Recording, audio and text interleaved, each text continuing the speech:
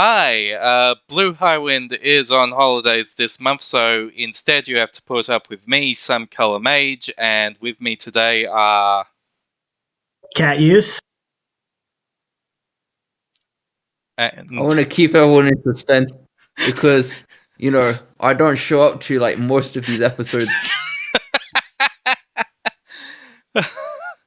Okay, so, and we don't have a fourth person today because they're just trying to throw something together within the space of like 24 hours.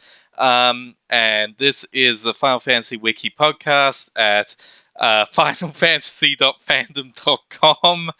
I almost caught the fucking podcast curse and said it wrong. God damn it. We've got to keep up the incompetence, man. Like, our normal host may not be here, but the incompetence still is. Yes, very important we keep up the incompetence. So, anyway, we probably have stuff to talk about later, but first, surprising amount of news in the past month, actually. And the first piece happened just hours after recording the last podcast episode. God damn it. And that is, we finally got a message from Naoki Yoshida about Final Fantasy 16. And unsurprisingly, it's behind schedule. They're about 5 to 6 months behind because COVID ruined everything yet again. And the big major blitz that was supposed to happen in 2021 has been delayed to this spring. At this point, it's rarer to find a game that's actually on schedule than it is to find one behind schedule. Yeah, so game development just doesn't have a schedule anymore. It's been completely thrown out the window.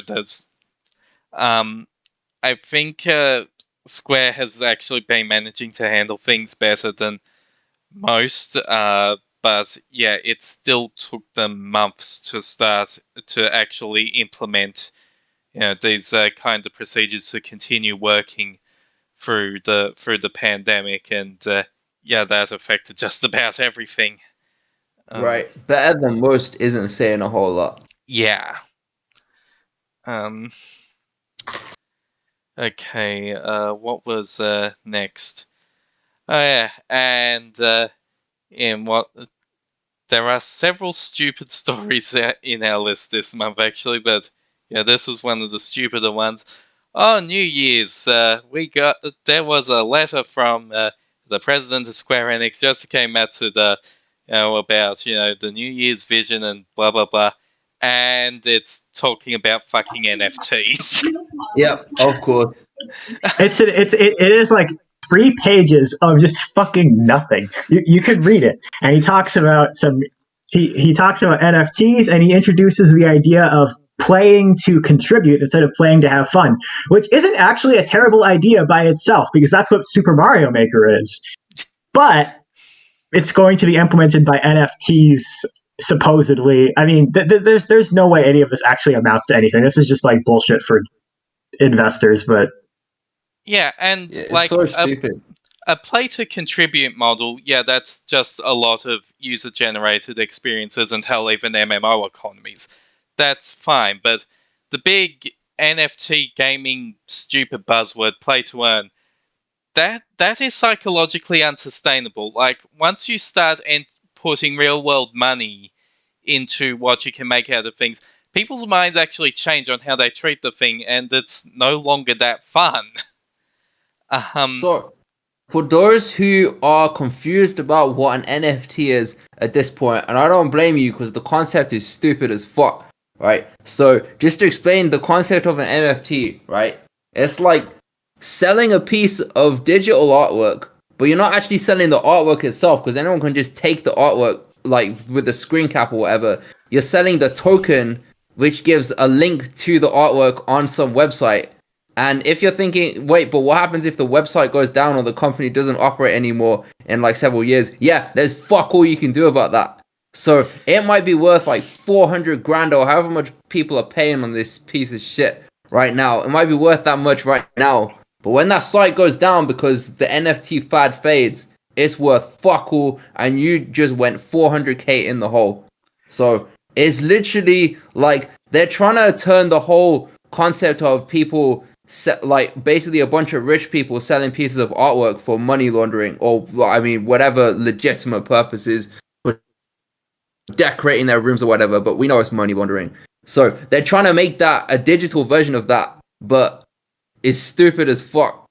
Like, and it could, I don't know, it's a great way to scam you out of your money. Just don't invest in NFTs. Waste the time. So stupid. And also, like, I think a couple major factors that also go into why this is a fucking stupid idea. As we are recording this, pretty much the entirety of the cryptocurrency bubble is in the midst of popping. Like, Bitcoin is down, I think it was 45% from its last peak.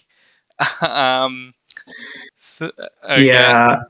And of course, when it comes to NFTs in AAA gaming, everyone's favorite stupidest fucking publisher ever, Ubisoft, has already gotten involved in that, and the total trade volume after several months is quite obviously less than the amount of money they put into making these things. So it's not going well. Dude, Troy Baker, the guy who voiced Snow, and a bunch of people from tons of other franchises. Oh, right, I nearly forgot about this one.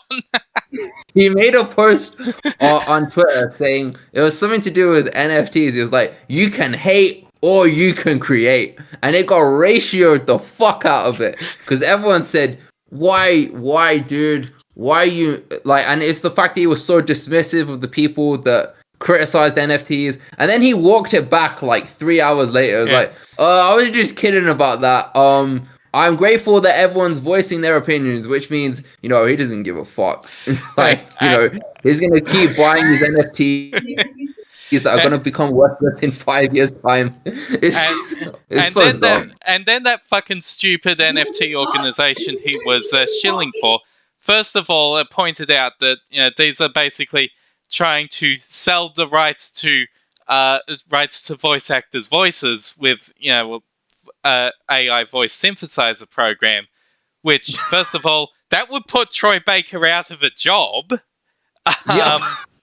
And second of all, then it got called out because they basically just stole 15 AI's code. If you're not sure what that is a free web app that you basically just select a voice, type in whatever you want, and it makes really stupid voice clips with the voice you selected, which also shows the problem with that kind of AI, because if you try to make it longer than one short sentence, the AI just very quickly starts breaking down. NFTs kind of rapidly went from, like, last year they were introduced and people were like, oh, what's this? This seems kind of pointless, to where it is now, where everyone just basically, like, immediately trashes it. And for good reason, because the concept is stupid as hell. You know, it's the kind of people who buy, like, you know, freaking Aston Martins that they're never gonna drive ever in their life. Like, they'll buy these, like, expensive ass cars that they never intend to drive them. They just want to take pictures with them and say, look how many cars I've got. Or they'll buy those, like, massive ass houses and then they'll live in, like, 3 rooms out of, like, 50. It's like literally like NFTs are like a rich people's status thing. They said the status is gonna go away in 5 years anyway. Yeah. Or I mean, 5 years may be a bit optimistic. Yeah, that's a bit optimistic. But in a certain amount of time frame, they're gonna lose all of their value. So it's just pointless.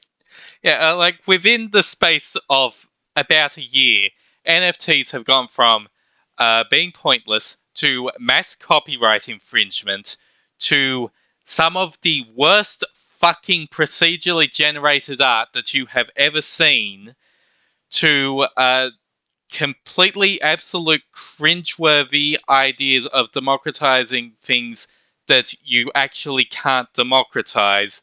Like, no, you cannot use NFTs to create an organization, to buy a copy of the Constitution, and then hold votes on whatever the fuck you do with it. Like, and not only that, they couldn't raise enough to outbid the number one bidder on that, and then their organization completely collapsed because all the money got eaten in transaction fees. Yeah, there's like, I swear there are NFT companies where they'll release their quote unquote artwork, and it's like a 16-bit pixel image of like, you can't even tell what it's about, and they're saying this is worth 400 grand, and you're just like, what the fuck? Who would buy this shit? Yeah. I like, if you want to see how pointless the image part of like these NFT collections are, this week Twitter finally unveiled its very already well known and much hated feature to make an NFT your profile pic, and like it'll verify it and display it in a hexagon instead of a circle. And one thing people found is that you can just click on it to get the information. And like, if you got one of those really shitty apes that are emblematic of NFTs as a whole, Twitter is able to break the description down into a table with 5 fields. Like, that's basically all it is. Because frankly, and this is actually a design flaw with NFTs that the creator of it acknowledges, and as such he barely uses it. NFTs can't really store shit. There's no room in the data for it, and that's why they have to point to external sources, because you can't actually store the thing in the NFT. Which is actually surprising, because one of the first big problems with the Bitcoin blockchain was that people were able to successfully encode and store child pornography on it. Yeah, so NFTs are stupid as hell, and Square Enix announced that they announced a bunch of nothing but brought up NFTs a lot. So is that gonna go anywhere? Probably not. I mean, I get the sense from most of these companies that were early, went big on NFTs at one point, that they've seen where the winds are blowing, and they realize that's just the quickest way to get clowned on. So yeah, it's starting. I don't think that's gonna go anywhere. Yeah, it's definitely starting to lose favor, and just in general, the actual developers have pretty much always hated this. I think the latest GDC report had something about 75% do not want to work on anything cryptocurrency related. Makes sense, honestly. Cryptocurrency is a whole other can of worms that I think is beyond the scope of the podcast, but my short opinion of it is it's an easy way to get scammed. I can understand some of the ideas behind it, but it just seems like an easy way to throw a bunch of money down the drain. Oh, one last thing we should say with regard to NFTs is there's a really good meme going around, a really good FF7 meme related to NFT, right? And it's it's Barrett. Yeah, it's Barrett talking to Cloud, and Barrett's like, the planet's dying, Cloud, and you want to burn it all for some stupid ass image of an ape? Or I don't remember exactly how it went, but you guys should check that out, because that's kind of emblematic of it. I think it's been posted on our Discord server 5 times by now. Yeah, and someone posted a different version where Barrett's talking to some Shinra guy. The Shinra guy's like, I just minted a Shinra NFT. And Barrett's like, shut your stupid ass mouth. Yeah, that one's great too. Anyways, artificial scarcity doesn't work on the internet, kids. Do not invest in NFTs. Yosuke Matsuda, if you're listening to this, we know your letter was bullshit. Yeah. Okay. What was next? The other stupid thing. Oh, you want to do the other stupid thing first? Okay. Yeah, get all the stupid news out of the way. Okay, so recently, there was an interesting session of the Italian Senate. Oh, we're gonna go with that one first. All right. I thought you said stupid things. That's the other. That's a stupid thing, but I thought there was a fourth stupid thing. I mean, but, all right, they're both FF7 related, I think. So, they are both FF7 related. Well, do you want to go with the Italian one or the Nojima one first? All right, go with the Italian Senate. Okay, so there was a session at the Italian Senate. It was being recorded it's being done via one of those apps like Zoom or something, and someone managed to get in and started showing porn of Tifa on live. It was some like hentai thing that some fan artist made. It was like and I think Cloud's in it as well, but like I mean, I don't know the details on this shit. I just know that they played it. They played it like with the screen share function for God knows how long. And you just imagine like with all these like important like government people right here for like a serious conversation, then all of a sudden some guy manages to hack into it and play that for however many seconds he got away with playing it for. How uncomfortable everyone must have been in that meeting. Like, what the fuck is going on? And then, as a result, Tifa was trending on Twitter for the worst possible reason. Yeah, and then after that, if you went to Google image search and searched for prominent Italian political figures, guess which website was result number 2, baby? It's us. So this is wild. So I'm looking at the IndianExpress.com report of this. Apparently, this was not just like a private Zoom call. This was being live streamed on Facebook and on Senato Television. Yeah, so people all over Italy were watching really shitty porn with Tifa and Cloud. No. I think the way I think of it is like you know how we have C-SPAN for the U.S. Senate and U.S. Congress. I think it's their equivalent of that. Is when it got played. Yeah, Senato TV is the Italian equivalent of C-SPAN. Right. That's so that got played in the middle of freaking the C-SPAN equivalent for anyone who's enough of a political nerd to watch those videos would have seen like however many seconds of that hentai porn that someone made illegally, by the way, after downloading the models from the game. So that happened. No one wants to go after the Steam filmmaker porn people because, why would you want to? Right. Yeah, I mean, Square probably don't give a shit at this point. It's free advertising for them. I mean, obviously they haven't acknowledged the incident, but I mean, that's basically how Blizzard managed to skate by for years, making Overwatch interesting, is just all the porn. Pretty much. Yeah. So that was an interesting, I guess, session of the Senate. Not the reason why I'd want my favorite character in the series to get attention, but it happened. It is what it is. Yeah, and just as a side note, because I was trying to look through all of this stuff for the things, I forgot yesterday there was another minor Final Fantasy 16 development, which was the game is actually on the PlayStation Store now. There's basically no information there, but yeah, if you go to the collections menu, it's listed under the coming soon list. So something is probably happening soonish, because like it'll be happening. Because like that spring window means it's probably going to be sometime March to May, I guess. Right.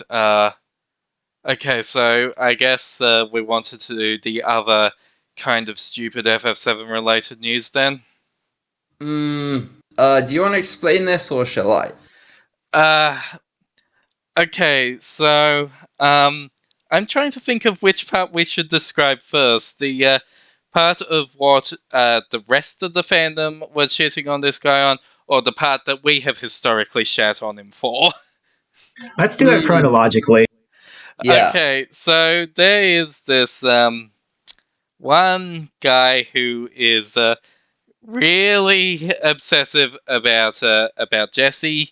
It's like during last year, there was this incident where we basically had to lock the page and block him several times because he was constantly insisting that. Go ahead. Okay, I was just gonna say, it was, at the time, I was so sad about that. So, let me explain, because Jesse is one of the articles that I'm actually the most proud of. It was a collaboration between me and another one of our editors, Nocturne, right? And Nocturne just showed up after FF7 Remake released and showed so much promise immediately. And like, he needed a bit of mentoring, but he's already gotten like several articles up to like really good high quality standards. And that was kind of like the first one where I said like he's now like top tier as far as article writing goes, right? Is Jesse's page. And it was just, he just knocked that page out of the park, Nocturne did. So this guy who is about to become the villain of the story, when he first showed up, he actually gave some good constructive criticism.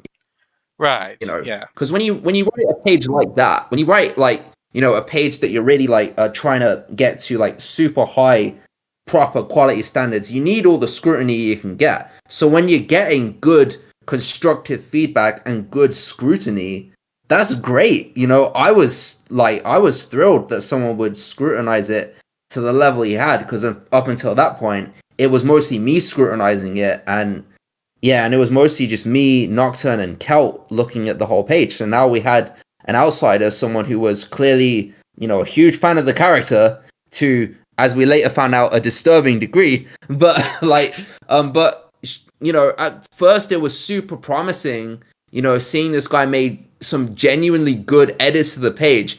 Then his suggestions became dumber and dumber and dumber, and that's the part where you come in. Right. So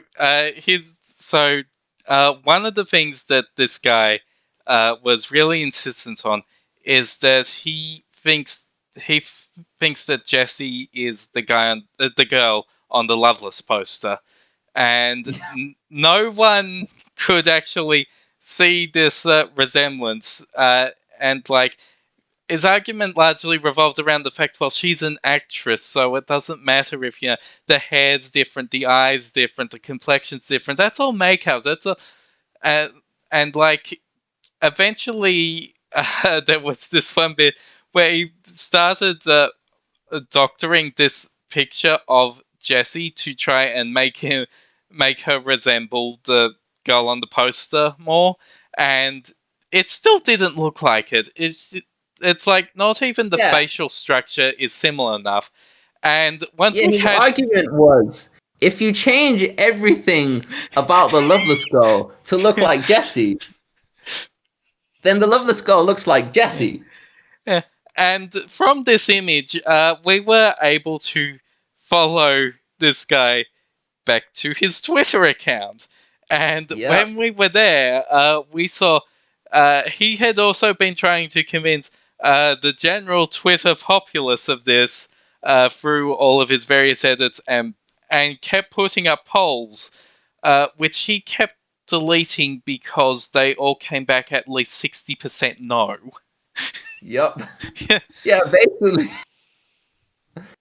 It's like, you know, it's, I don't want to say it's as egregious, but it's similarly egregious to some guy who was this massive fan of Hiroyuki Ito that used to like... Oh, no. Yeah, the guy who used to like forge all of his sources and say, guys, I have a source saying that Ito is like directing this game or did this or whatever. It's similar to that, where like, oh, if I go out and forge something to make my fan fiction true, then I can add my fan fiction to the wiki as if it's true, right? Keep in mind, this is also the same guy some of the other things he suggested are he got super mad at us for saying Jessie Raspberry is presumably dead after the Sector 7 pillar exploded. Yeah, because she's presumably dead. like how else do you want to read that? Oh yeah, don't get me wrong. Is there a chance she survived? Sure. But all evidence indicates that she did not make it. Like, so yeah, it's entirely possible she survived, because, you know, the fat one, I keep forgetting which one is Biggs and which one is Wedge, but he survived as well, and yeah, it's entirely possible that that Jessie survived. But the last time we saw her, she was having a dramatic death scene just minutes before a pile of rubble fell on her. So exactly.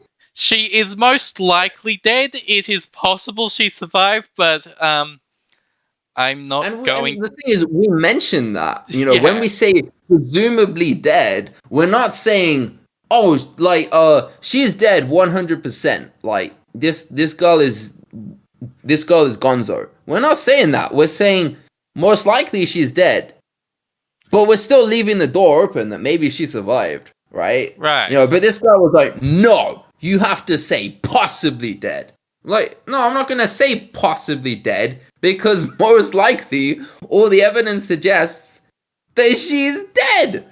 Yeah, no, like, it basically turned into a semantic argument about one word at the end. I know, right? Like, all of these words just mean she might be dead or might not be. Yeah, it would be like going to Wikipedia to start an edit war saying, well, Tupac is presumably dead, but he might be living in Cuba because we never saw his body. Like, no. Maybe Tupac was the inspiration for the villain of fucking Far Cry 6. Who knows? Yeah.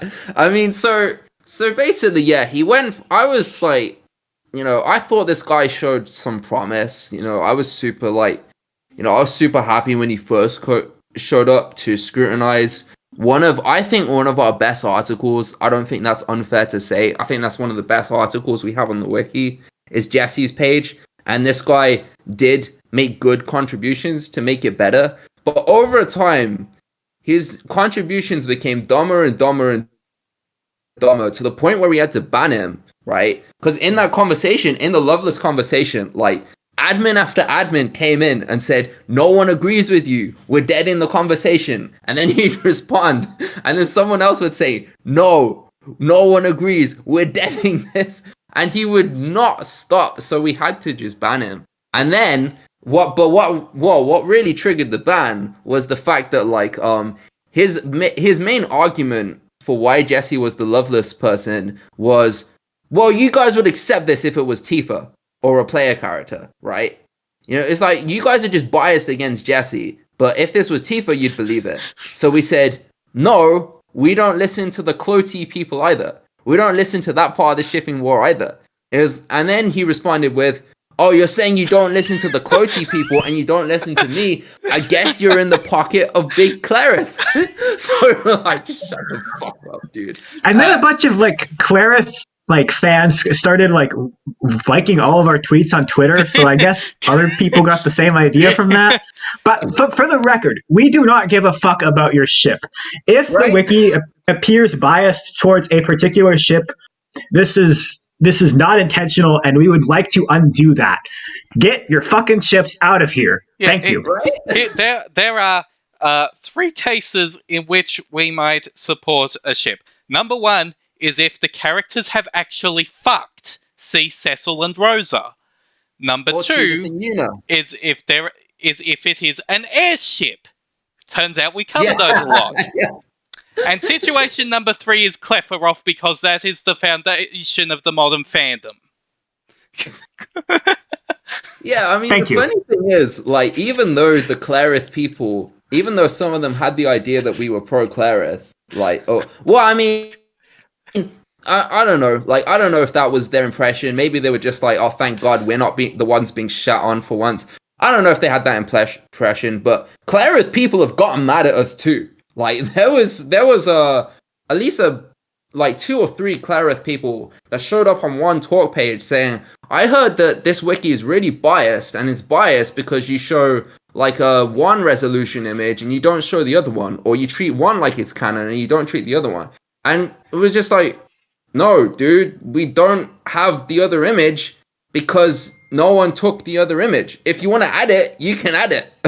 Like, I don't know. Like, people like, I get the sense that most people in the shipping community are just looking to cause trouble. Because if you look at, like, there's also, hold on.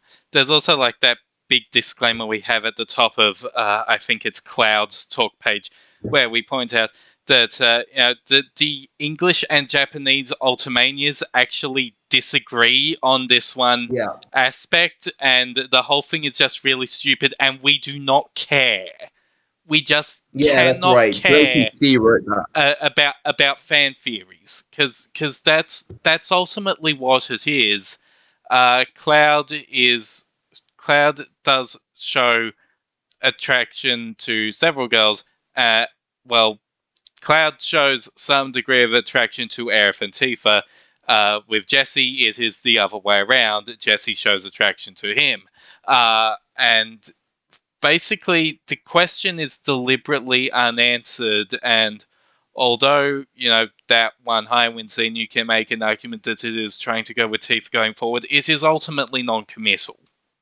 So that is what we say. It is non-committal.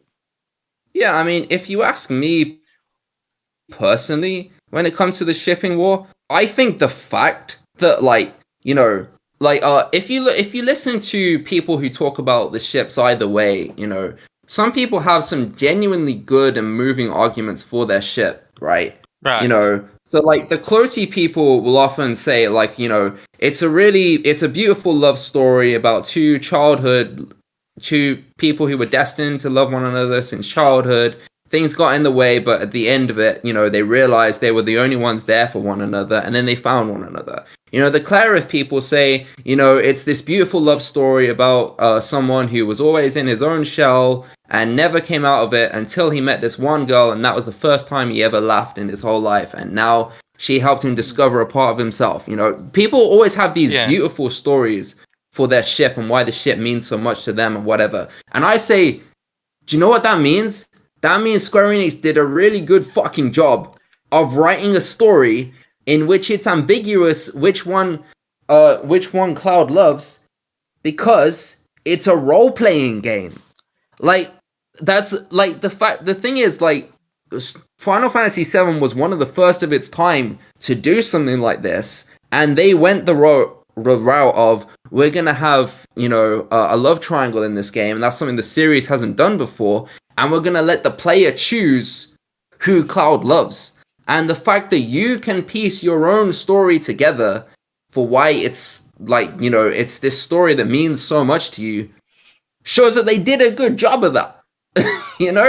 So the whole shipping nonsense thing to me, and it's just two groups of people that are just extremely toxic towards one another, and they're always either trying to look for evidence for their own ship, to look for it in any place they can find it, or they're just being just trashing the other guys, and they always come up with the excuse of, well, it's okay if I trash them because they trash us too. It's like, great, all you're doing is perpetuating a bunch of shipping war fucking nonsense that you've missed. And that's how we ended up with 2 romantic arguments forum threads. Oh my god. Right. And I do respect people making good arguments, even though I don't ultimately care. Like, we're not going to cover it just because you made a persuasive argument. But then you get those absolute galaxy brain arguments like, Clotty must be canon because Aerith is dead. Right. I've said this before on the Twitter, and I do not respect that argument. I would respect it if you phrase it like, Clareth cannot be canon because Zack and Aerith are constantly fucking in the live stream. If you phrase it like that, I would respect you. But if you just say Aerith is dead, fuck off with that stupid bullshit. Right. Yeah, I mean, it's kind of like it's kind of the worst thing about the Final Fantasy VII fandom, if you ask me. Like, I mean, Square like kind of knew what they were doing, but I don't think even they predicted like that it would get to the level of toxicity it's reached, where like you have people like who are fans of one or the other, like basically calling the other fans racist or something, and you have people saying like there's like no room for nuance whatsoever. They just will send death threats at you for liking one or liking the other. Like not even liking the ship, just liking the character at all. It's so stupid. Just calm down, people. I wish you guys I wish you guys made peace with one another the way that Tifa and Aerith clearly have made peace with one another, considering they're best friends. Like, get over your freaking self. 7 Remake did a really good job at showing off just the friendship between Tifa and Aerith. And the friendship was always there in the original. It just wasn't so much to the forefront. Like, for example, there's a scene. I promise I will bring this back into the news item, but we've gone off a bit on the shipping thing. But I'll bring this up real quick. Like, there's a scene, for instance, in Under Junon, where like just after, I think it's after Cloud has rescued Priscilla from the dolphin incident. Like, there's a scene where like the whole party members split up, and then you see Tifa and Aerith like go off on their own, and they're just like talking to one another and gossiping. And you can't like talk to them, so you can't find out what they're saying. But it's that and the fact that in Costa del Sol, if you don't choose them in the party, then the two of them will choose to go off to the beach together. Their friendship always existed. Like, it's not like an invention of the remake. It's just remake kind of like put it more to the forefront because there's more dialogue because there's more stuff happening, if that makes sense. Right, yeah. Anyway, so we should probably bring it back to the certain classy shipper, the Cloud and Jessie shipper, right? So that's our history with him. The community has had their own history with the guy as well. Apparently, he's been big on Twitter for a long time, but there are several like content creators, people, like active people. In fact, including like one of our previous guests, Streliata, dealt with him too, where like he would always harass them for like not putting Jessie as the thumbnail in some of the videos, or like not making models of Jessie or not making art of Jessie or whatever. He'd always sit like it would always start off with a basic like can you do Jessie next, and they'd say Jessie's not my favorite, but thank you for showing interest in the art. And then you'd be like, how dare you not say Jessie's like deserves this? You're only like biased towards these two because they're player characters. And he'll always get super like fucking aggressive about it. It's like, calm the fuck down, dude. But then like Schrodinger's Baby Seal is like he's a relatively big-ish YouTuber in the FF7 community. He made this, like, it was a pretty good, like, podcast with, like, he had a representative from Koltz, he had a representative from Clarith, and he had a representative from Classy. And the idea of the podcast was, we're going to see where the shippers can find common ground, and we're going to try and, like, make peace with one another. And it was actually a pretty good ship. But the Classy guy was in it, and he revealed in it that the reason he's so obsessed with Jessie is that she reminds him of his deceased ex-girlfriend or something. Oh my god. Like, something like that. Yeah, but yeah, I mean, it was like some kind of reasoning for it. But then he ultimately said like, I'm gonna try and be better about this. I realized that people have problems with it. We all thought at that point that it was gonna be better from them on. It wasn't. Like, it escalated to the point where the news item occurred, which is he sent a tweet to Nojima. Yeah, so this is last weekend. I've got my note about it in the admin lab at like the 17th. And this guy had continuously been bugging Nojima on Twitter about it. And then Nojima got fed up. He announced... He sent a dead-ass manifesto about it. Oh, like, good. but it wasn't even like well written because he did Google Translate for the whole.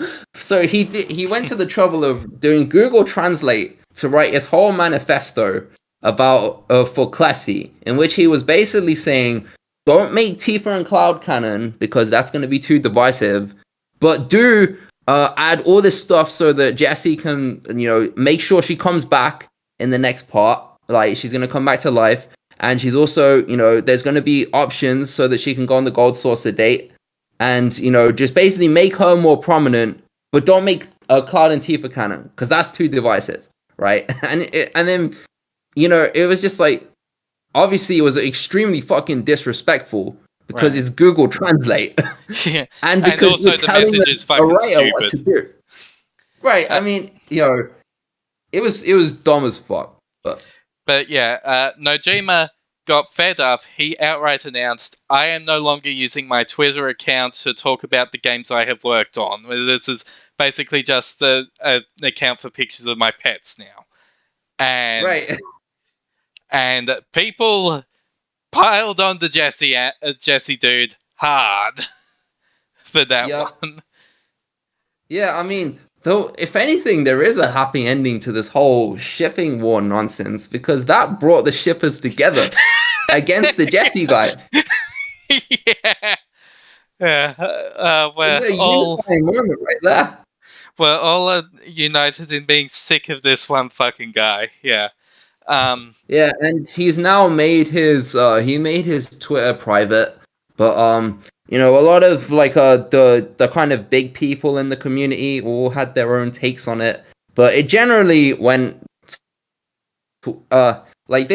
generally speaking, they channeled it towards like, okay, let's give Nojima like something for his birthday.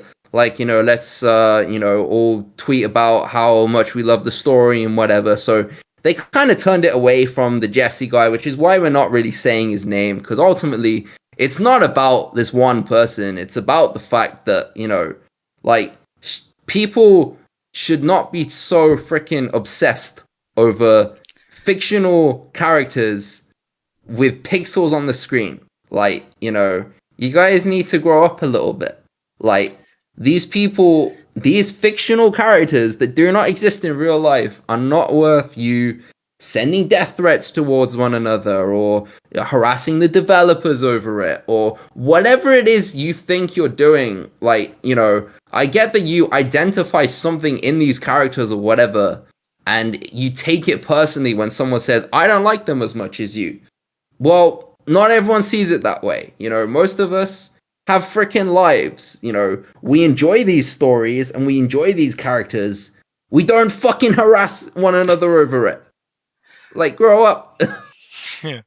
I mean, sort of subtweet thread from me aside, we just tried to ignore what was happening on Twitter because nothing good can come from the FFWiki account jumping into this shit.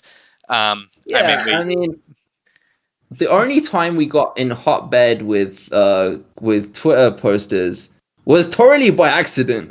Like, and it was my fault. Like, so. And hey, guess what? It was shipping again. Right.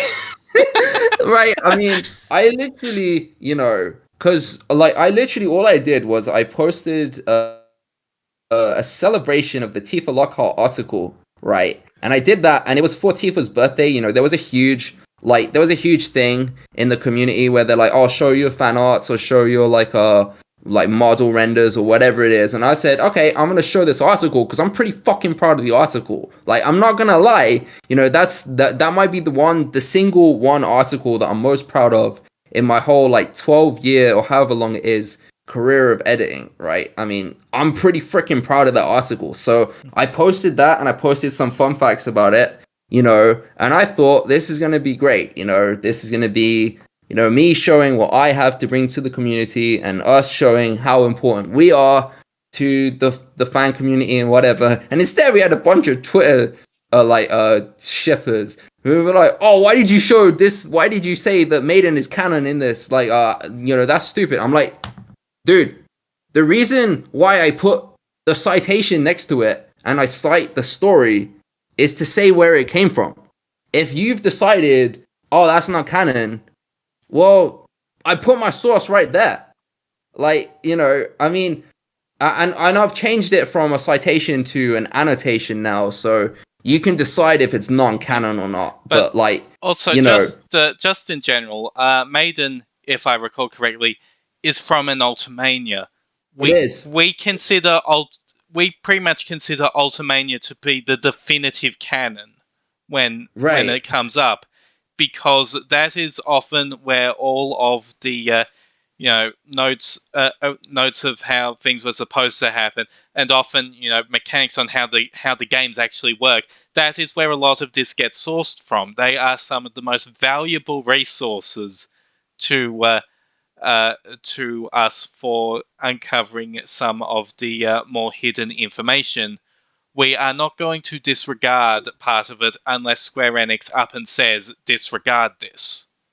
Right. I mean, like literally when it first happened and I was getting people getting mad at it, I was like, what the hell? Like, I mean, this is fucking weird, and it wasn't even like constructive criticism. Yeah. They weren't coming from a place of, hey, I'm not sure that should be like, that should be given as much prominence given that it's kind of ambiguous where it sits in the canon. I'm open to that. Yeah, and I eventually did turn it into an annotation. Yeah, that's a fine argument. But but they came at it. I was like, why are you treating this as if it's canon? Why are you acting as if it's whatever source? You are clearly biased. And at first I was just confused, like, what the hell? Why are people so mad about this one novel? You spend 5 minutes clicking through their profiles and realize, oh, it's all Cloty's getting pissed off that this one has a pro-Cleric slant. Right, yeah. I mean, literally, like, I was confused at first. Yeah. And then Drake sent me a message, said, by the way, Cloty's hate that because in the book, it once says Aerith loves Cloud. I was just like, oh, you gotta be fucking kidding me. And literally, like, one of the most upvoted comments in, like, the reply thread to that tweet, one of the most upvoted comments was someone saying, by the way, there's no confirmation that Cloud returned Aerith's feelings. And I was just like, what the fuck does that have to do with whether the book's canon or not? That kind of gave the whole game away right there. Yeah, the book says Aerith loves Cloud. Apparently Tifa loves Cloud. Apparently Jesse loves Cloud, or loves Cloud's dick anyways. Sephiroth loves Cloud. He chases him all over the fucking world. X loves Cloud means absolutely dick. Right. Yeah, like, if it wasn't for the grand horrors from outer space fucking everything up, Final Fantasy VII's world could easily become a harem anime. Right? I mean, man, it's so stupid.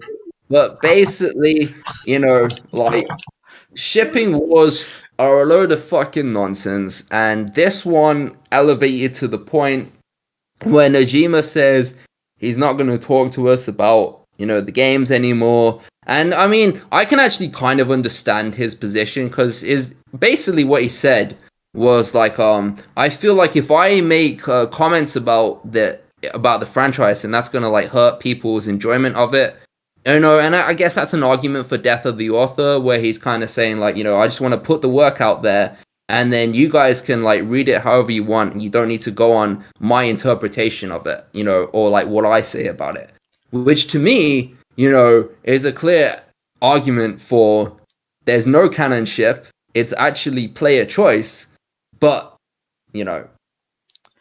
whatever. I just in general think that Twitter is a terrible place for creatives to talk about their creative process. Social media in general is horrible for that. Please start a blog if you want to do stuff like that, because not only do blogs tend to be slightly less horrible than social media, if comments on that are still being bad, you have the power to just turn those off entirely. Everyone wins. Yeah, I mean, I kind of half agree with that, because, like, I know that James Gunn, for instance, he uses Twitter quite well. He's always answering a bunch of, like, fan questions about Guardians of the Galaxy, and he'll always, like, he's introduced so many things to the canon just by replying to people's tweets, And I think, I don't think that's a terrible use of Twitter if you can like withstand the fact that sometimes you might reply to someone in a comment and they might respond, "How dare you fucking say that? How dare you ruin, my headcanon, blah, blah, blah, blah." Like, I mean, there are ways to use it properly, but like you said, there are also a huge ton of problems with it. And I imagine those problems are exacerbated when English is not your native language, right? I guess imagine trying to talk to English fans or English speaking fans, I should say, of your works, right? When you barely speak the language and you're trying to like clarify something, but then you get something wrong on accident. Like we've already had that problem several times where like, like the creators will say something, but it gets translated wrong. And then like, and then people run with whatever translation it is and then just like trash, like, like I think the problem we had with that, or I mean, I don't like to talk about this problem so much because I don't give a shit at all. Like, like when Tifa was first unveiled for Final Fantasy VII Remake, like, they basically said, and they explained their decision to give her a sports bra by saying, our ethics team wanted it to be more restrictive, which, taken at face value, what it's meant to mean is, when you're out there performing athletics like that, you kind of need to wear clothing that is appropriate for athletics, that allows you to still have flexibility, but also, supports the girls in place, right? But then these motherfuckers were like, oh, clearly, Square Enix is woke now, and now we gotta trash the game because, they restricted her breasts and made them smaller. It's like, shut the fuck up, dude. Also, on that one, Square Enix's process regarding these things is well documented because it has affected multiple Dragon Quest ports in the past. Square decides what rating they want something to be, and part of their job is to look at it and think, oh no, this isn't going to meet the current 0 requirements for this rating, so we've got to change it. That's basically what that ethics department does. Right. They give them the work and the rating, and they say whether or not they believe this will get the correct rating. I loved when one guy tried to show up on our Discord to concern troll about it, and then like at first we were kind of arguing back seriously, but then Kay or Coldest Fire just responded to him like, do you love games that objectify women? And it just kind of like, kind of made him give the whole game away when he responded to that. Yeah. And then we were like, all right, kicked. That was funny. I should have responded to that by just turning into a full chauvinist pig and just saying, by the way, she looks better with a sports bra, and then all out of the conversation. But yeah, I guess James Gunn uses Twitter pretty well. The other creative that I have respect for his work on Twitter, even if I don't quite like his films, Zack Snyder, for that time when he responded to people getting up in arms of it, hearing that DC does not allow any writers to make even the slightest implication that Batman might do oral sex, because Batman doesn't do that. And he responded by commissioning artwork of Batman eating Catwoman out. Yeah, I remember that. That was quite funny. As God intended. And by God, I mean Smash Mouth. Quick context behind that, just before we move on. Basically, like, DC have a show called Harley Quinn. It's a great show. You should all watch it, right? And then for season 2, the creators of it leaked that they wanted to have a scene of Batman eating Catwoman out. Well, but then I don't think told, they actually wanted the scene. They just wanted dialogue to imply it or something. Or dialogue that. to imply it, yeah. But like they basically said, like we want to say canonically that happened, and the DC writers are like, oh, superheroes don't do that. You can't put that in. And then people were like, what the fuck? Why would he not do that? Like, that's such a weird thing to get annoyed about. With all the shit that happens in the Harley Quinn show, and it's fucking like that show is crazy as fuck. With all the stuff that happens in that show, why would you be upset about that? Like, I don't know. I'm It's just so going to stupid. say on that topic in general, superheroes are probably going to be some of the gentlest, most responsive, and greatest lovers. Because if Superman thrusts the wrong way, he kills someone. Right? Exactly. But anyway, so that was an interesting news item topic. So anyway, I think next on the list was 14's latest news. So anyway, last month, 14 servers pretty much imploded, and they had to shut down all new account registrations just to try and figure out how the hell do we actually fix this. And next week they're going to be reopening. So on the 25th, they will be opening the new data center, Materia. This is the first data center located in Australia. There's going to be 5 servers at start, and they've also detailed other plans for the 3 other global data centers. So, Tokyo, Sacramento, and I forget where the Europe one is. I think it might be Frankfurt or something. But anyway, they're not adding any servers to Japan, although they're restructuring the entire thing because the Japanese data centers, as they are huge. There's like 11 servers on a couple of them, and they've decided, no, we're putting a cap of 8 on all of the data centers. So they're restructuring that, adding an extra data center just to move servers from the other data centers into this new one.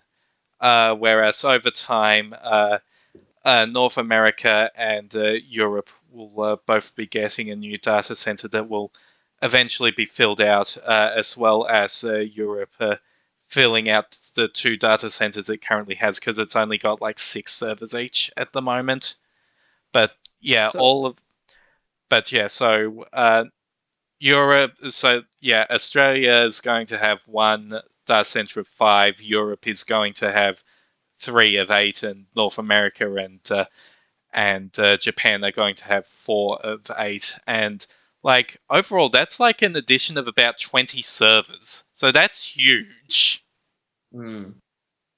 So, and with the data center jump coming out in 6.1, it's not you can visit people on other servers in your same geographic location, so it's not like fracturing the game, which was kind of a problem when Crystal came out, because that sort of divided Ether into what is still Ether, which is like considered like the raiding server by some, and Crystal, which is like the roleplay Balmung Zone server, and they're being brought back together. Yeah, and while they haven't got cross-region travel set up yet, they have said that it is a possibility in the future. I'm assuming they're not doing that right now because, in addition to them already doing a lot right now, like these new servers are coming up Tuesday, and the real trial is that the day after they're reopening Crossworld. They're reopening World Transfer, which I question if that is a good decision, because they're doing this as part of opening the Australian server, and it's going to be on Australia Day. It's a public holiday. Oops. Yeah, so I'm pretty sure something's going to explode. So, this is a stupid question from someone who doesn't play 14, but is the data center thing, is that because of the chip shortage, or is it because of all the people migrating from World of Warcraft? All of the above. Yes, all of the above. Okay. The issue, according to the timelines they've given us, the need for expansion was first noticed in like 2020 or so, but they didn't really have any plans yet. And then World of Warcraft patch 9.1 happened, and all of the Blizzard controversies happened, and people started checking out of World of Warcraft en masse and moving to Final Fantasy XIV. And then there was a chip shortage. There's also a chip shortage by that point, so Square couldn't buy any more parts, and their expansion plans were already being really slow because they had already committed and were working on the opening of the Australian data centre at that point. But with one small problem, because of COVID-19, Australia's borders were pretty much completely closed and no one from Square Enix could enter the country. So they had to do their end of that entirely remotely. Right. Yeah, and the chip shortage is expected to last until like midway through this year. Like, I mean, that's another there's a whole bunch of like supply chain issues that all led to that. But basically, if you're looking to buy a new electric car or car in general, or you're looking to play Final Fantasy XIV, you better wait until midway through this year, which is exactly what I intend to do for both things. Well, FF14 is playable now. Buying a car might not be so easy, but FF14, like as of like maybe like a week or two ago, has calmed down enough. You can actually play the game without sitting in line for 3 hours or 6 hours if you're on Gilgamesh. Yeah, that's cool. Yeah, the worst queues I've seen in the last few days are about 60, and Final Fantasy XIV processes logins at roughly 75 a minute. What it does is that it basically waits until there's 100 free slots and tries to push in as many as it can, but it usually can't do all of those, so it only usually gets around 75. So, yeah, it's been a lot faster than it used to, which is good, because people were definitely expecting things to be bad with the launch of Asphodelos Savage, the latest high-tier raid, which we've also got on this list, but we don't really have much to say about that, except that it is proof that Square Enix loves Castlevania more than Konami does. As an outsider looking into 14, I'm looking to get back into it hopefully later in the year. But it seems to me like 14 has had such ridiculously good luck lately, because it wasn't only the fact that people have been fleeing World of Warcraft because that's done it's been on the decline, and all the stuff that's happened with Blizzard, although we'll see what happens now. Activision have announced they're purchasing Blizzard, which Microsoft is purchasing them. Activision is the current owner. Right. That's right. I'm stupid. Yeah. So Microsoft announced they're purchasing Activision Blizzard. Technically, it's going through the courts first, but it's pretty much a foregone conclusion. Yeah, it can't be approved until next year. Although, between how fucking absurd it is for the number one publisher in the US to buy the number two publisher, and also people have been noticing that Activision have been telling little fibs in the latest SEC filings that they've made. I am starting to suspect that Activision are trying to tank this deal on purpose, because there is a clause in the deal that if it falls through, Microsoft still has to pay Activision $3 billion. Huh. That's funny.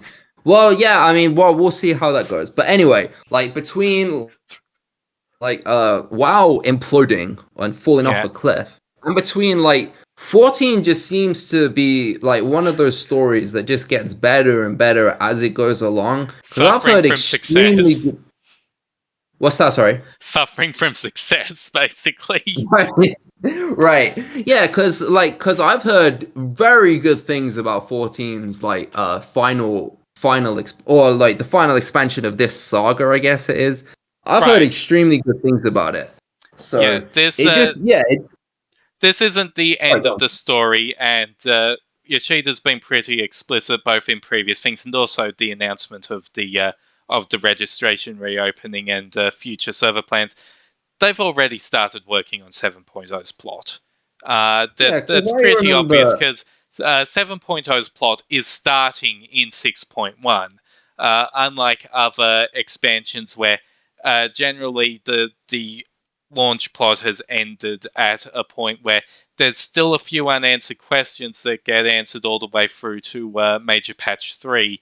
Endwalker was designed with the intention that the final boss of Endwalker is the final boss of the Zodiac and Heidelin saga. That is just the end of the story right there. Anything new is basically a sequel.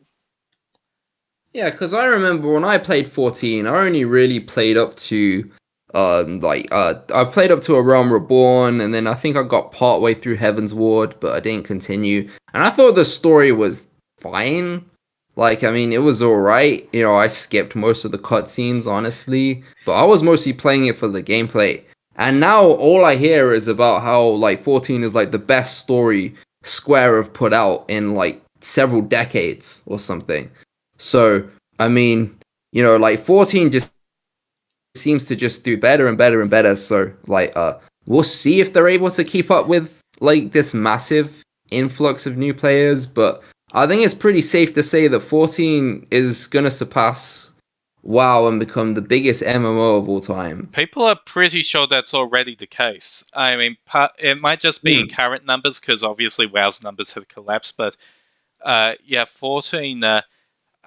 well, definitely surpassed 11 a long time ago, and it surpassed 11 as the most profitable game for Square, and it's only going to increase.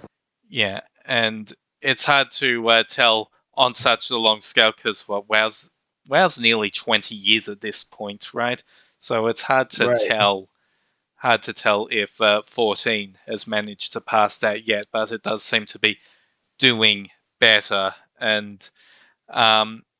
Yeah, at this point, the MMO scene has been pretty dead for a while, honestly. Yeah, like, whenever people say, like, oh, I don't trust Square Enix, like, Square sucks at everything, like, 10 was their last good game, or 12 was their last good game, or, like, I'm super concerned about 7 Remake, because I think the next part is, the story is going to be so shit. Oh, you always got to point them to the fact that, like, 14 was originally, like, the biggest disaster of, like, basically any video game company. Like, and it was, like, it hurt their reputation badly. Yeah. And now it's gone from that to, like, such a massive success story, you know, that it just goes to show, like, this company, they fuck up, but they also, you know, when it counts, they deliver. Yeah, although no company is ever going to do that again. I don't think Square Enix can do that again. It's right. Yeah, we've seen, like, companies fall from grace. Like, you know, like, Valve was once the darling of the gaming community, and now people mostly just clown on it all the time. Like, you know, it's funny to think CD Projekt Red was thought of as the guys that could do no wrong. It's so funny to see how happened. Right, how quickly they turned that around. But Square has been more, as far as I can tell, they've been more consistent in the fact that, like, they'll fuck up and then they'll do something good, and then they'll fuck up and then they'll do something good. Something I've said before is that Square Enix of Japan, specifically Square Enix's Japanese branch, I don't really give that much of a shit about Eidos. Their main appeal is that they never have any fucking clue what they're doing. Right. Like, so you get stuff that everyone else would think that is literally the stupidest thing that you've ever told me, and they still have a 50-50 shot of it working. Right. No, but I mean, you say that of Square Enix of Japan, but it's kind of true of the Western branch too. Because I mean, look at, like, you know, the Square Enix Avengers game was god awful, and then the Square Enix Guardians of the Galaxy game won a ton of game awards and became one of the biggest surprises, like, pleasant surprises of last year. So, like, you know, so even on their Western branch, they're still just as much like, we don't know what we're doing. Maybe we'll do something great, or maybe we'll just fuck it all up. Well, if the Avengers scared them away from games as a service, that can only be a good thing. Oh yeah, absolutely. Okay, there was one more thing we had listed in the news, which is Stranger Paradise screenshots and such. Also mentioning it coming out in March, but you know what else is coming out in March? Chocobo GP. Oh yeah. What? I mean, so Chocobo GP is a kart racer, with a Final Fantasy twist. You know, it's like they've done a kart racing game before. Yeah, it was PS1. Back on the PS1. Yeah, Chocobo Racing. Yeah. So. But this one has it's got a chibi art style to it, and as far as we know, the playable characters include Terra, include Steiner, include Vivi, include random people in it. Yeah. We don't know how many people are going to end up. Also, this game just looks positively insane. Like, I think it mentioned a 64-player online tournament mode. Oh, Jesus. Yeah, I mean, I've kind of, I have a love-hate relationship with kart racer games. I really loved Crash Team Racing. I really loved Jack X. And I quite like Mario Kart. But then every now and then, kart racing, there used to be a massive fad where everything would get a kart racer game. But so many of them were just total duds, where it was basically just a reskin of Mario Kart, and they did nothing interesting other than let's put our own characters in it, right? And every now and then you get a Jack X or a Crash Team Racing where they actually have their own spin on it and they make something interesting about it, right? And then it becomes worthwhile playing. But most of the time it's literally just a reskin of Mario Kart. And this, I'm sad to report, for the most part, is looking in the direction of it's a reskin of Mario Kart with Final Fantasy people. But that wouldn't be the end of the world. It would be fun. It just wouldn't make a splash. It does. I don't have much experience with Chocobo Racing, but it does seem to have a fairly similar feel to it. And, decent Mario Kart is still decent. So, yeah, that is true. Because I remember, at the Chocobo Racing minigame in Final Fantasy VII, I hated it. I thought that was so stupid.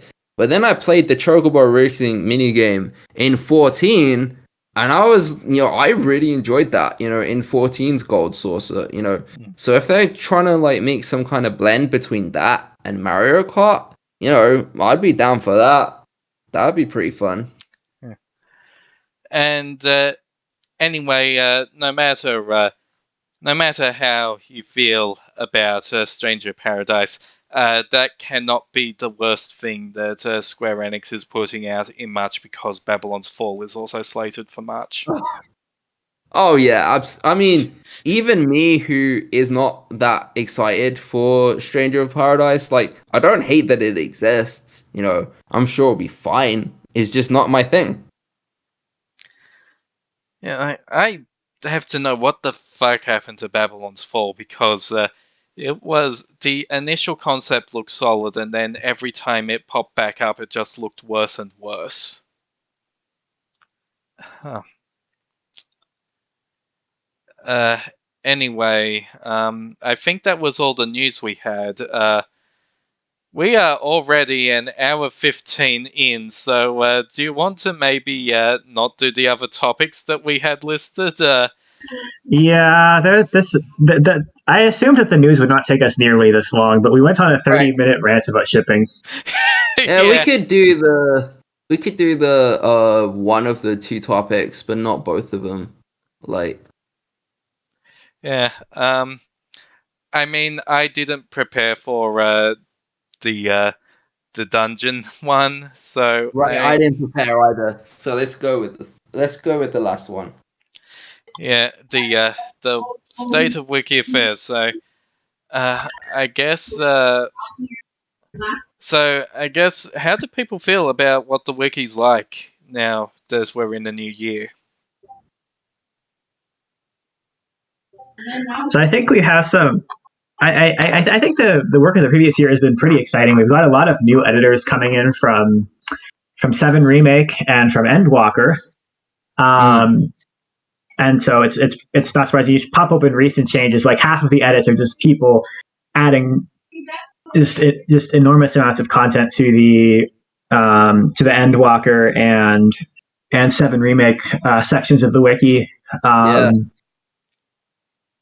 Yeah, it's pretty it's pretty cool. And every now and then you'll get you do get edits from for the Pixel remaster stuff. Right now I've mostly taken a break from the 7 stuff just to focus on Pixel remaster, with FF5, and I dare say I'm quite proud of what I've done with FF5, just because FF5, that is a game where the lore of it and the story of it kind of isn't why you play that game at all. It's not very good. Upon closer inspection, it's actually a lot better than I thought it was. They clearly thought about some things much more. They put much more thought into it than most people will pick up on, just because the story isn't why you play that game, right? But I think it's super interesting now. If you look at, for instance, a lot of the location pages, you'll find some things that are hidden deep in the game's script, by talking to some NPCs that you wouldn't have picked up on, just through a normal playthrough. There are tons of things that I thought were quite cool. So, for instance, I think the main one that I was happy to discover, I guess, was when you go to Walst. When you go to Castle Waltz, that's after the Wind Shrine, after the Wind Crystal has been shattered. You go to Castle Waltz, and then Princess Lena tries to convince King Waltz to shut down the machine that's empowering the Wind Crystal. And and when you get there, King Waltz is like, ho ho ho, you must be joking. I will never close down this machine. And when you see that in the main story, he kind of just looks like he's being a jerk. He's like, oh dude, another crystal shattered. You gotta shut this thing down. He kind of looks like he's just being a dickhead about it. But then when you actually talk to the NPCs, you realize the reason why the water crystal machine was so important to them was it was protecting them from monster attacks, right? It's the reason the town is able to exist is because the water crystal was purifying the water, and that was keeping all the monsters away because they were using it as a defense mechanism, and that's how they sealed Shiva away for so long. So when you look at it like that, it's you can kind of see why he'd be reluctant to shut down the machine. But in the main story, you just kind of think he's being a jackass. Right. 5 is a surprisingly dense game. Yeah. Especially coming off 4, because 4 is kind of the game that very, very much shows that this is an early SNES game, and then you got 5 and 6 in comparison. Absolutely. It's not even just in terms of the gameplay, because the gameplay of 4 is extremely basic, but also you look at the storytelling of Final Fantasy 4. And, it's hard to believe that they went from writing the story of 4 to writing the story of 6, given how much better the story of 6 is. The story of 4, for what it is, and for the context of when it came out, you can forgive a lot of its, shortcomings, but, whereas with 5, the story doesn't take itself seriously at all, and it's mostly just there as a joke. Pretty much everyone is a silly character and doesn't take themselves seriously. Even X-Death is kind of hammed up, where he's like, ha ha ha, I am evil and I will destroy everything. Whereas 4 is trying to take itself seriously and it's trying to be a serious story, but it doesn't work all that well. Because there's so many deaths, quote unquote deaths of the party members that are just reversed later, where you're just or how am I supposed to take any death seriously?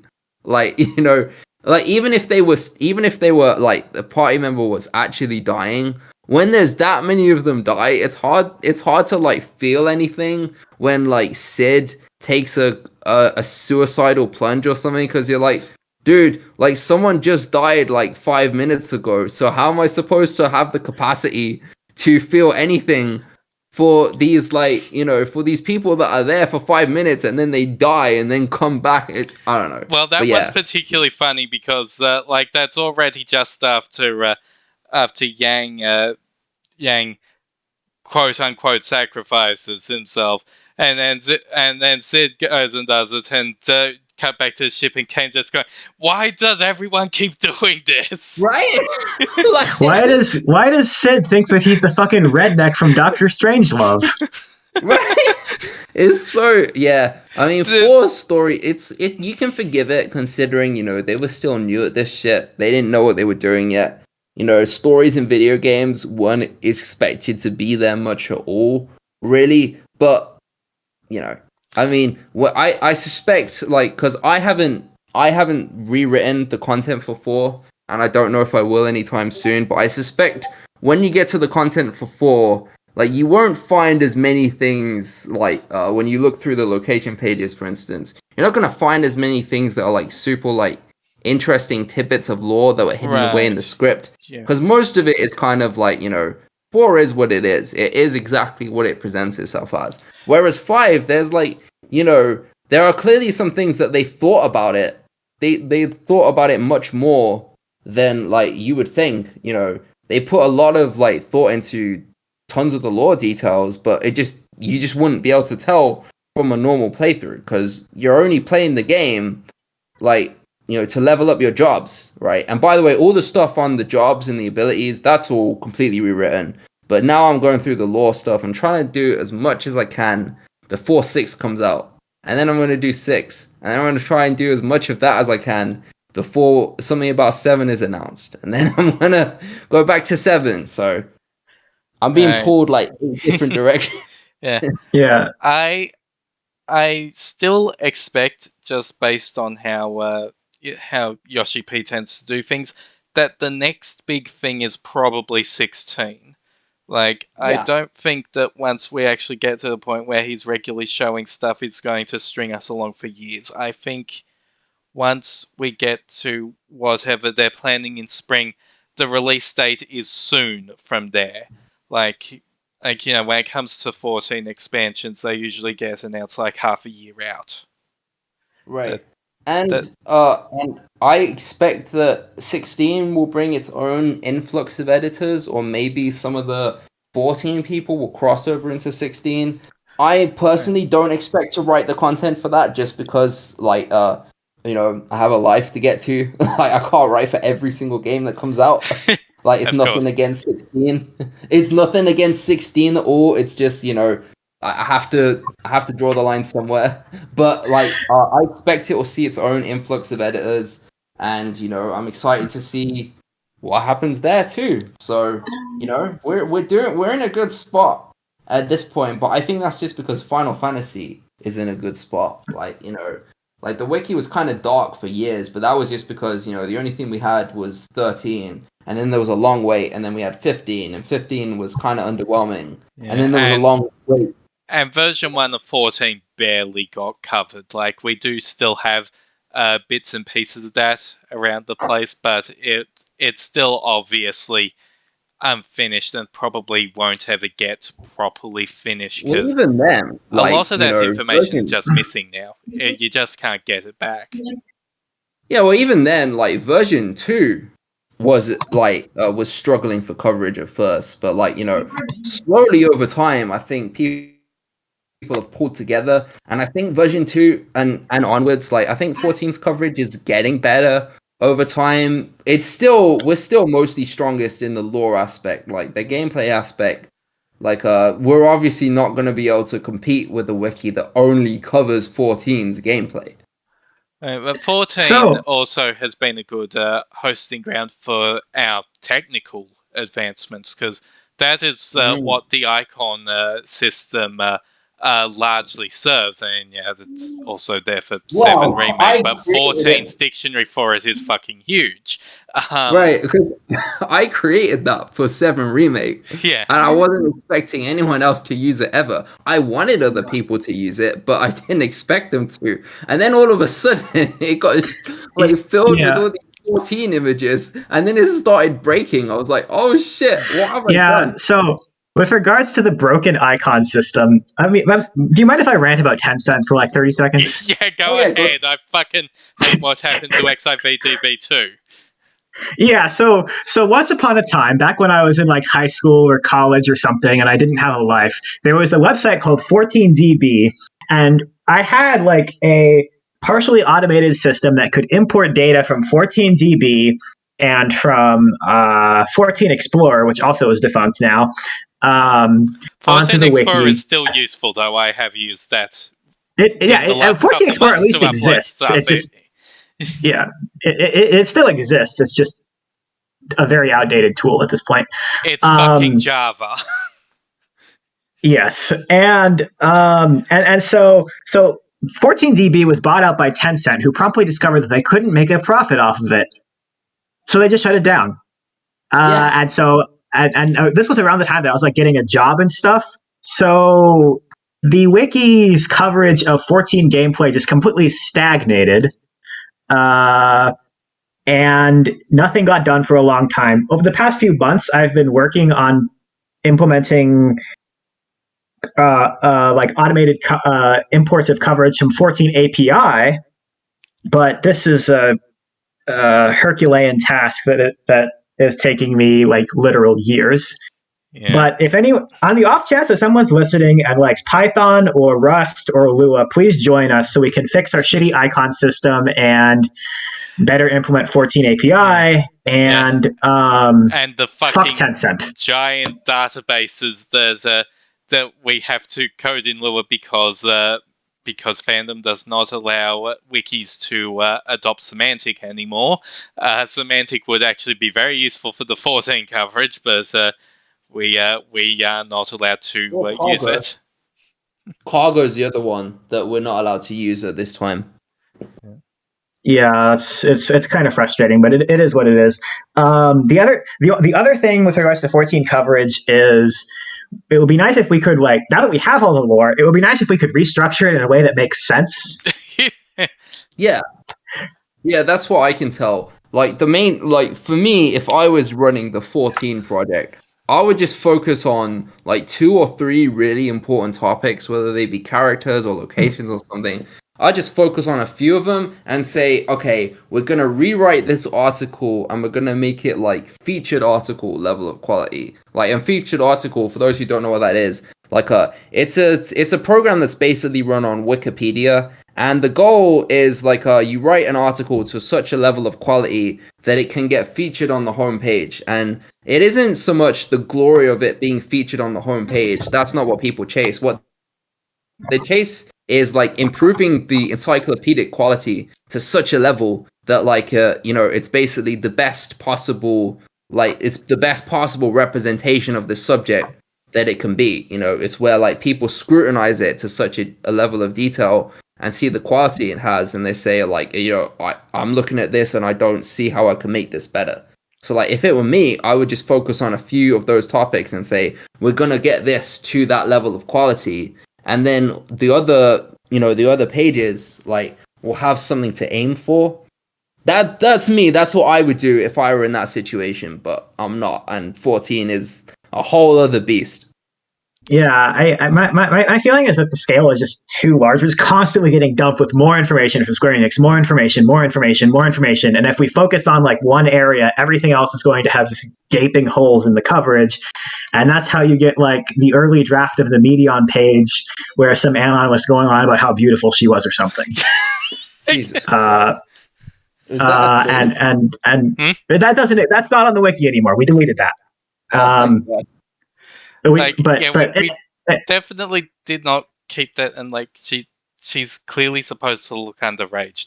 Don't talk about that kind of stuff with the underage characters, please. I do think I the last thing I want to say before I call it a day is I do think that we should maybe consider bringing back the featured article system so that people do have something to shoot for. But there aren't that many articles that would be truly like featured article worthy, I think. Right. Yeah, all of them right now would all be Final Fantasy VII. Like, I can think of maybe a couple 5 ones that I'm proud of, but like, you know, the vast majority of it is going to be 7, and then when 6 comes out, it's going to be 6 as well. Yeah, I am very proud of the technological improvements. One of the other things we did, and this is actually my doing, the CSS kind of things, we basically managed to write it so that the design can completely change between dark and light themes. So we basically can have 2 themes that's now. Very good. At the moment, if you go to the site, you will see it's designed after Final Fantasy XIV. If you click the dark mode button, it switches to a more 7 remake design. And, because my friend and I, we did the 7 remake design, and it was very much based on the menus within 7 remake, and it just seemed to make a lot of sense, you know, other than the fact that it was the big game coming out. 7 Remake's menus do a great job of blending old and new, where, like, you know, it's somewhat like the old menus, and obviously the old menus, they just wouldn't really work for website UI design, just because, you know, they're old consoles, and like UI and UX design has come along a lot since then, right? But, you know, it does a great job of blending that with like new things that UI and UX people have learned along the years. And then so I implemented that, and then I kind of neglected the 14 side, but you knocked it out of the park with the 14 side. And I unlike think, you didn't have my friend to help me out. Right, and I think on that topic, 14 also does a good job of trying to modernize that kind of menu, because 14 does have the option to recolor the menus to look like classic menus, and you can see they're still kind of based on the same sort of design, just with a more natural color scheme for what it is. Like, I mean, everyone loves the classic blue, but at the same time, too many of those boxes all over the place gets a bit grating, which is probably why they stopped doing it after 7's user interfaces based on having like 5 of those boxes around the place. It's not great. So our 14 theme is very, very good. Yeah. And it might be hard to keep up with that because, you know, the next release will be a game that we don't really have an idea of what it looks like yet. But I think that most likely what's going to happen is, like, we might change, like, the background image and, like, you know, those ones you see on the front page. We might change some of the images around, but I don't see us changing, like, a lot of the details, such as, like, I don't see us changing the tables or the info boxes or the nav boxes again until another 10 years when, like, you know, UI and UX design is in a totally different place than it is now. Right, so, but like, if we do want to tweak those designs, the code, it's not the most readable code, but it is still there and pretty easy for us to determine. So hopefully, the CSS is much better than it was. Yeah, so hopefully it won't be as much of a mess as me implementing the 14 ones was, because that took a lot of trial and error. Yeah, that's something that I didn't mention when I was talking about what I thought was exciting, but it is exciting, is that we have, this is something most readers will never care about, but we have gone through and made the code of the wiki much, much easier to read and easier to modify. The bot API is way better. The CSS can actually be edited by a human being now. There's not so much parser functions. And so our lives as the people who do the technical stuff is now much easier.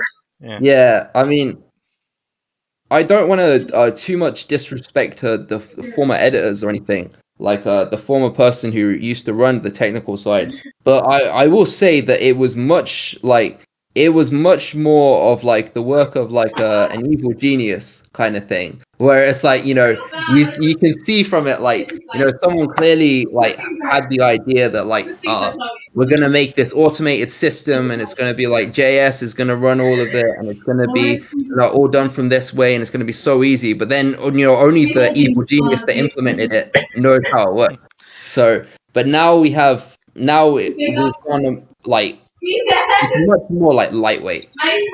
Yeah, we had some genuinely beautiful code back in the day, but you'd have to actually be a genius in order to be able to read it. To be fair, and I have explained this before, the main reason most of our code base is the way that it was is because teenagers. Right. Yeah, I was gonna say, like, it's not that the code was beautiful, because it was like hard to read.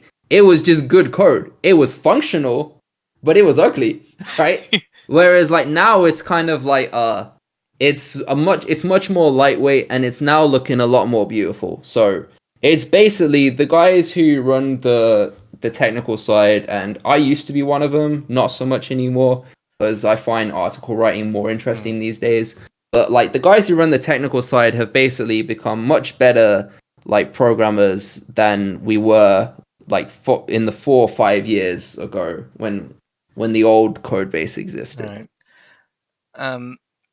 On the, I guess, straddling both sides of things, there is one thing from fandom that I am hoping that they actually do get around to soon, since they did say this was coming in 2021 and then it didn't, which is them bringing back the map feature. Yes, and making it good this time. Yeah, we definitely did experiment with maps before. We didn't get very far because it's kind of... It was buggy and broken as hell. Yeah, pretty much. And yeah, that is something... And that is something that has a lot of potential uses, really, because, you know, I am trapped in Final Fantasy XIV hell. That is what I see a lot of things for, and that is very useful in that regard. But yeah, almost every game in the series can actually benefit from that. You know what would probably be great for it? I mean, maybe there's a Lua hack that could do it, but maybe the map would be a more natural way to do it. Tactics and Tactics Advanced battle maps that don't suck. Oh, those would be good too. Like, I was more thinking of like the SNES games where people have managed to like rip the world maps and stuff. Like, you know, stuff like that. That would be a great implementation of the map feature. Yeah, it's not even that hard to get good rips of those older ones now, because the pixel remasters have been pretty much broken wide open. Oh yeah, I mean, like, speaking of breaking things wide open, you know, there's a PC port of Final Fantasy VII Remake now, and you know, lots of people have already had tons of fun with some of the mods. But Unreal Engine, baby.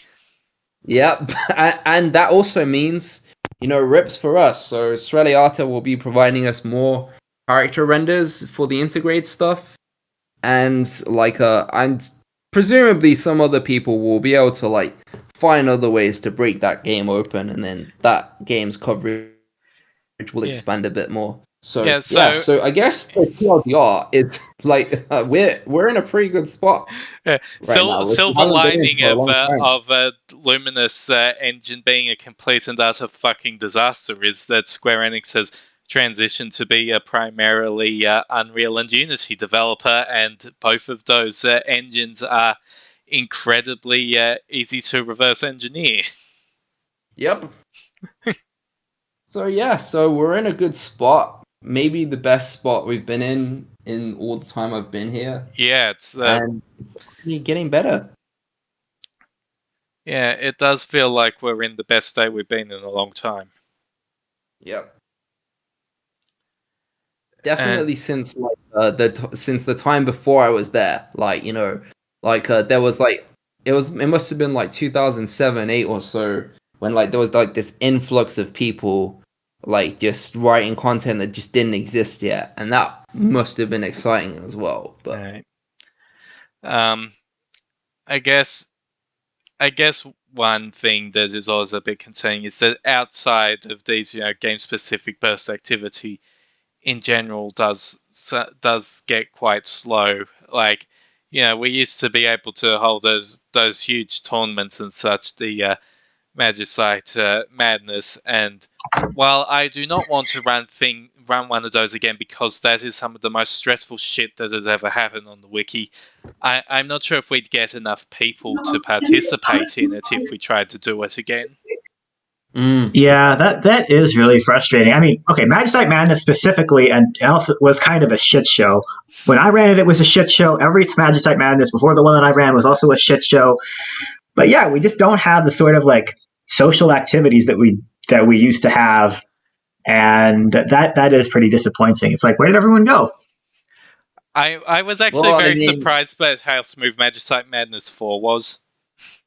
Because Magicite Madness 2 had the cheaters and the entire fuck up over the final fight because people disagreed over whether it being in the Dragon's Neck Coliseum meant that it should abide by Coliseum or Magicite Madness rules. And then Magicite Madness 3 had the incident I do not want to talk about. Yeah, 4 was the least bad of like every Magicite Madness up to that point, and it was still just a huge stressful shit show that pissed a bunch of people off. Yeah, I mean, it goes back to kind of what we were saying regarding with the character shipping, where some people just get way too emotionally invested in fictional characters and pixels on a screen, Like, I get that, you may, identify a lot of things in these certain characters. Like, I identify a lot with Spider-Man, but if someone says, oh, Spider-Man sucks, I prefer Batman, I'm not going to respond like, oh, you're trash, I hate you, I'm going to send death threats to you, and blah, blah, blah. I mean, I don't know. But anyway, I'm kind of the school of thought where, I don't think that the absence of those things is such a bad thing. Don't get me wrong, I don't hate them. And if they were running, I wouldn't, go and cancel them. I'm not gonna, fight against them coming back. Because I think they're fun. Those are perfectly fun, tournaments to get involved in. It's fun for the people that aren't running them, I should say. But they're totally fun things, and we're not worse off if we have them. But I'm of the school of thought where I'm like, well, us not having them isn't the end of the world, because we're a wiki. The most important thing is that we're the biggest and, dare I say, the best encyclopedia for Final Fantasy on the internet. And that's our core strength. That is what we are best at. And, if we run a tournament on the side, that's great. It's great fun, and it's great to get people involved. If we don't, it is what it is. Yeah, I do want to bring the social stuff back if we can.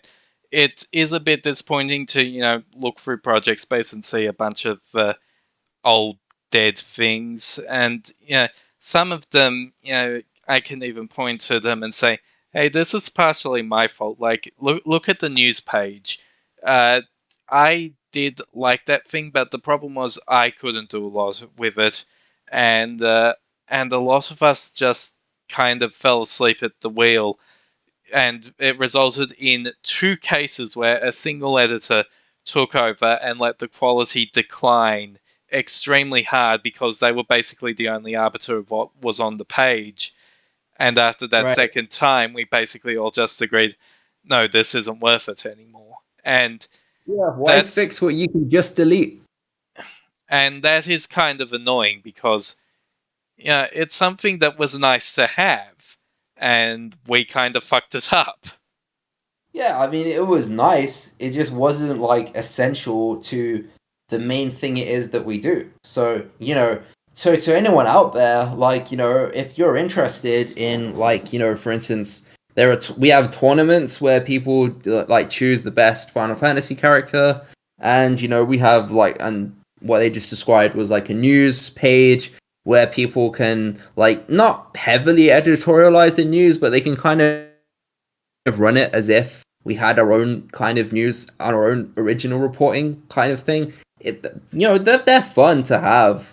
Like they're good features of the wiki. They're just not core essential features. When I'm thinking about where I'd spend my time, I'm thinking like, could I, write this really good article on like, this subject that we haven't covered all that well before, or could I, run a tournament where people get to decide, who's better between like Cloud or Sephiroth, like, and I'm always going to choose the first one because the second one isn't that important to me. Yeah, I mean, I don't think we're saying we need to bring back all of these social features. It's just that it was a fun thing that, brought people together and maybe was more, engaging than the way people currently socialize, which is posting like shitty memes in the meme channel. Actually, one thing that I would, so I said that Magic Type Madness was kind of shit, but one thing that I would really like to see come back is the Sanctuary of Zeta, which is where people could post all their like fan art and fan fiction. And I actually just opened it up right now and discovered that the page for the Sanctuary of Zeta is just completely broken. All of the code is fucked up. So I need to fix that. Yeah, the old forum is pretty much unviable at this point. The code just completely fell apart. Yeah, the forum should probably just be scrapped entirely. But the Sanctuary of Zeta, I would love if people could bring it back with some new fan art and fan fiction, and I think that would maybe be a more engaging thing for people than just posting shitty memes. Like we did, that's the thing, though. We do keep the forum around because RINS is very useful, but or at least it is when people actually use it. But I mean, if it were down to me, I'd have deleted every single forum and talk page on the wiki and started from scratch. That's what we did on Ratchet and Clank. We just deleted all the old conversations. And then if you want to start a new one, that's fine. But you're not going to see some old conversation where people said, oh my god, Courtney Gears is so hot. Or, oh my god, like, I have this one fan theory and how dare you not put that it's true on the page or whatever. Like, But obviously, we like to keep archives around, whereas I'm not from the school of thought. Also, to be fair, we did absolutely nuke the worst of the forums. The which one was it? What was it called? Lodestone. Waystone. Yeah, Waystone. God, the Waystone was so shit. Waystone got almost completely purged. We kept a few. We kept a few pages around and moved them to. Zeta, because they were actual attempts at creative works, but for the most part we completely deleted that. Well, the thing for me is like when it comes to like Sanctuary of Zeta, like for context for people who don't know what it is, it's basically like it's a forum where people used to be a lot more popular than it is now. It's kind of dead. Well, RINS is the only part of the forum that's actually considered open. I think technically you can add to the other forums, but you're not supposed to. Right. So, Sanctuary of Zeta is basically like it was a place where people would write little fan stories, and it was originally about, I guess, I haven't read any of them, but it was about like Dissidia characters or something. Like I don't remember. Whatever they wanted. You could also post fan art and stuff in there. It's just basically a fan work forum. Right. So that used to exist. But then, like, most of those people don't edit the wiki anymore. They've taken it someplace else and whatever. Yeah. Like, stuff has happened. But basically, my only thing with that is, like, a wiki does not seem like a great place to include stuff like that. Because all that's going to happen is, every now and then, I'm always seeing, like, people on Reddit or on Twitter or whatever will, like, post a thing where they're like, oh my god, I found this screen cap.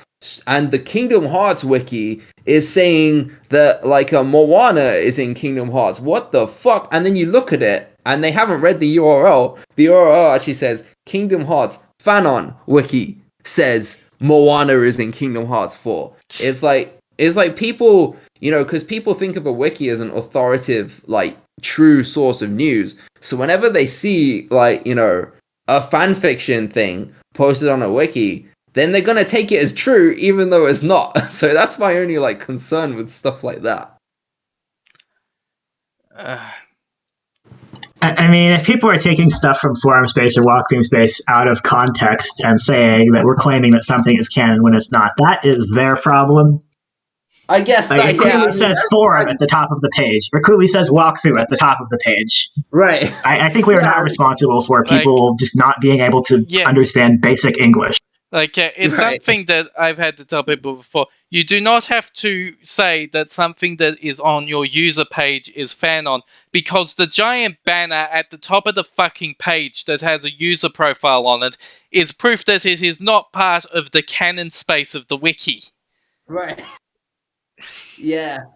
Yeah, I mean, don't get me wrong. I'm not saying, this stuff should be scrapped or banned or whatever. I'm just saying, that's my only concern about that. I understand. You're just worried about people not reading, which, considering we are a primarily text-based website, is sometimes rather depressing, but yes. Right. I mean, you just get people, they won't read the part where it says this is fanon, or the part where it says this is whatever, and then they'll just they'll post it to Twitter trying to get some clout, and then and you'll have to scroll down a few comments to find someone who understands wikis and understands fandom or whatever it is. You'll scroll down a few comments and someone will check them and say no, this says fanon right there, you're on the wrong site. But the comments above that will all be people kind of making fun of the idea of it, ha, Moana, that would be such a great thing in Kingdom Hearts 4. She's not in there though, it's not been confirmed, but ha, wouldn't it be so great? And, you have to scroll down several comments before you find someone say, no, you looked at the wrong thing, and you'd think a post like that wouldn't get upvoted at all. It wouldn't get as much traction as it does, but it does, so clearly there are enough people that don't read this shit that make that mistake. I don't know. Anyway, we've been going for nearly 2 hours, so maybe we should call it here. Yeah, this has been a very long broadcast. Yeah. So, considering we didn't think we had anything to talk about. I think we were calling this a short episode. Yeah, Catuse's outline outright calls it the mini podcast episode, and now it's the longest. It's been the longest podcast episode so far, and we don't even have the main host. Anyway, I'm SomeColorMage. That was Catuse. That was Technobliterator. We are from the Final Fantasy Wiki, finalfantasy.fandom.com. The podcast music, if I edit it in, is, let's see if I can read this correctly, La Montana de los Caballos Jovenes by XPRTNovice, used with permission from OC Remix. The album's called Balance and Ruin. And honestly, to everyone who works on the wiki or just interacts with our various external media projects, thank you for everything you do for us. We appreciate all of you and all your contributions, big and small. And like we said, things are pretty exciting this year, and they look pretty exciting going forward. So we can't wait to see what you all do with it. Hopefully we'll be looking this time next year, and we'll be saying 2023 is an even better year. So thank you, everyone. Yeah, thank you, all of you. Yeah, here's to another year. Yep. Also, Spider-Man No Way Home is the best Spider-Man film. Go see it.